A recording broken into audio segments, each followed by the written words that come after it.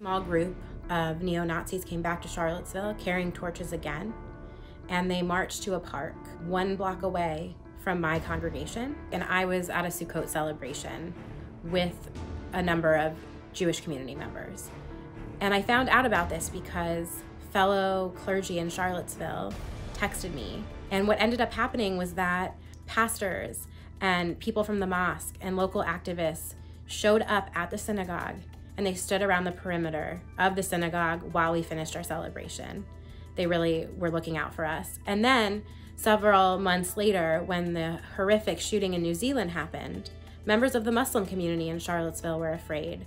And the same thing happened. People from the Jewish community, atheists, Christians, pastors, we all showed up and we stood outside. We said to them, "I have your back." That's the other story of Charlottesville, was good people saying to one another, "We have each other's backs."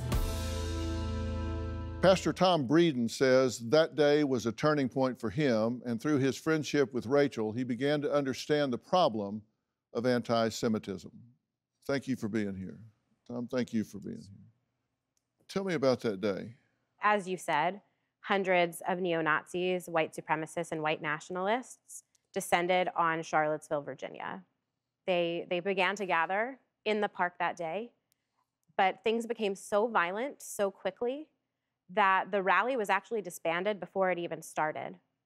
And what that meant was then the neo-Nazis and white supremacists were roaming the streets of Charlottesville, intimidating people, beating people up, shouting horribly racist and anti-Semitic slogans. And ultimately, one of those ralliers, drove their car through a crowd of protesters, killing Heather Heyer, murdering her, and then injuring dozens of others. When you hear her saying that, it really resonates with you. Absolutely. I think, so I grew up in Charlottesville. It was home. It was also the place where I was serving as a pastor. And so I had a certain idea of what Charlottesville was like. And anti-Semitism was not on my radar as a problem. I knew maybe it was a problem in some places. It had been a problem in history, but not in Charlottesville. And so when that violence happened in 2017, it rocked me.